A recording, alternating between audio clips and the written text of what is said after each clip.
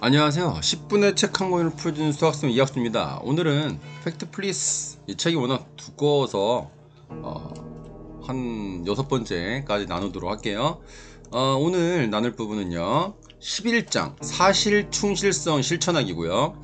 누군가 정글칼로 협박하거든 등을 보이고 도망가지 마세요. 그 대신 눈을 똑바로 쳐다보고 무엇이 문제인지 물어보세요. 이 한스 로슬링이라는 이 저자의 어떤 경험인데요. 오지에서 어떤 전염병 실험을 하다가 사람들의 오해로 인해서 이런 정글 칼로 사람들이 죽이러 오는 상황이 빚어지는데요. 이때 거기 추장이 했던 어떤 조언이에요.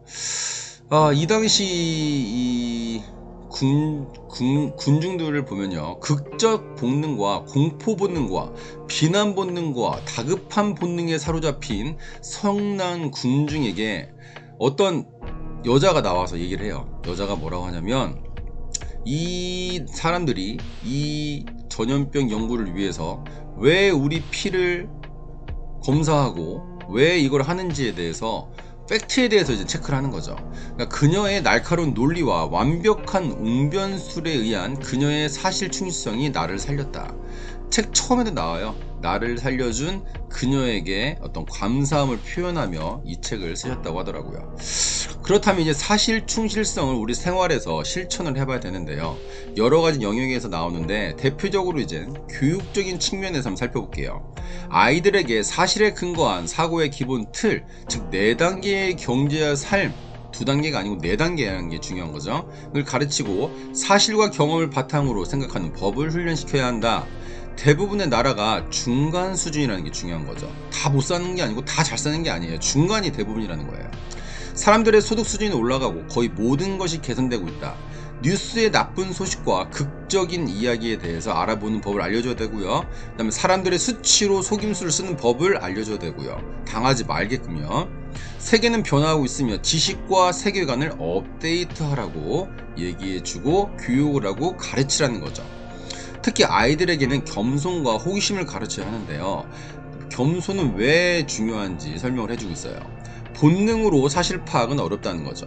사람이 아무리 뛰어난 예지력이 있든 어떤 감각이 있더라도 이 사실 파악을 본능으로 한다? 이거는 완전히 오답을 찾을 수밖에 없는 거예요. 지식의 한계를 인정하고 새로운 사실에 대한 기존 견해를 바꾸는 용기와 그다음에 겸손하게 되면 모든 것에 대한 내 견해가 있어야 한다는 압박감도 줄어들게 되는 거죠. 없게 되는 거죠. 그러다 보면은 항상 내 견해를 옹호할 준비를 할 필요가 없다는 거죠. 그러니까 힘 빼고 살 수 있다는 얘기예요. 쉽게 얘기해서 내가 모든 거를 다 알지 못한다는 걸 인정할 때, 즉 겸손함을 인정할 때 우리는 자유로워짐을 느낄 수가 있는 거죠. 겸손이 굉장히 중요하고요. 호기심, 새로운 정보를 마다하지 않고 적극 받아들이는 자세고요.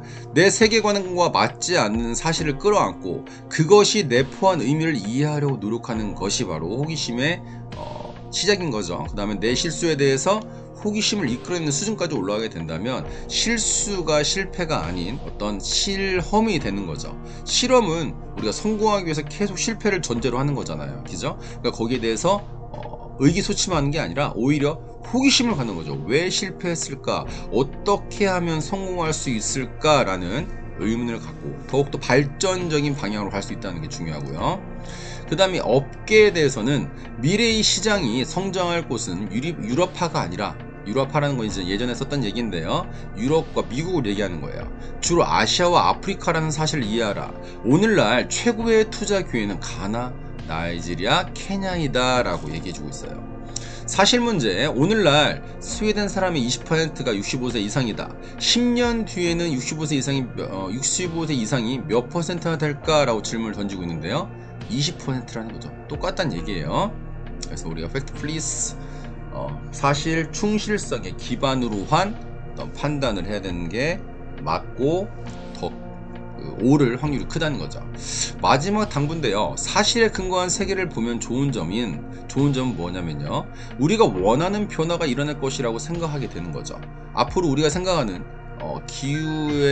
기후가 정상화된다든가 이런 어떤 목표, 더 좋은 방향으로 우리가 팩트에 근거해서 점점점 좋은 팩트를 만들어 나가는 어떤 노력을 할 수 있는 그런 실천 가능성이 생기는 거고요.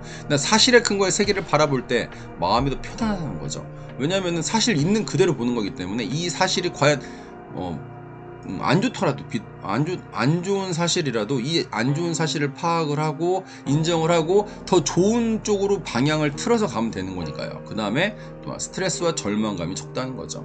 안 좋은 건 안 좋은 대로, 좋은 건 좋은 대로 더 바람직한 방향으로 나아갈 수 있게끔 우리가 의도해서 선택을 해서 실천을 할 수 있다는 게 오히려 우리들에게 스트레스를 덜 주는 게 아닌가 싶어요. 그런 시각으로 바라보면 세계는 생각만큼 나쁘지 않다는 거죠. 그리고 더 나은 세상을 만들기 위해 우리가 무엇을 해야 하는지 구체적으로 알 수 있고 구체적으로 실천 방안을 정할 수가 있는 거예요. 답 없는 문제는 없는 거죠. 그러니까 이 문제에 대해서 항상 답이 있다는 전제하에 그 답을 찾는 노력을 할 수 있다는 거죠. 그렇지만 이 문제가 너무 추상적이라면 우리가 노력하기 쉽지 않은데 구체적이고 스몰빅이에요. 모든 세상의 원리는 스몰, 작기 때문에 우리가 할 수 있는 일이 보인다는 거죠.